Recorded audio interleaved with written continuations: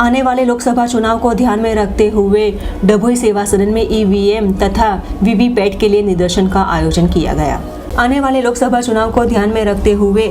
चुनाव आयोग तथा चुनाव जिला अधिकारी द्वारा तैयारियों को प्रारंभ कर दिया गया है। ऐसे में संभवित अप्रैल महीने में लोकसभा के चुनाव घोषित होने वाले हैं, जिसकी संभावना की जानकारी तथा लोगों में मतदान की जागरूकता बढ़े, वैसे आशय से आज डभोई सेवा सदन में मामलतदार द्वारा ईवीएम निदर्शन कार्यक्रम का आयोजन किया था। जो ये कार्यक्रम के अंतर्गत तमाम अधिकारी उपस्थित रहते हुए ईवीएम यानी कि उसमें पैदा होती टेक्निकल खामी को तथा अन्य खामी को किस प्रकार से दूर किया जाए उसकी समग्र जानकारी दी थी। आगामी लोकसभा चूंटणीनी तैयारीना भागरूपे सरकारश्रीना मार्गदर्शन मुजब 21 छोटाउदेपुर लोकसभा मत विस्तार તેમજ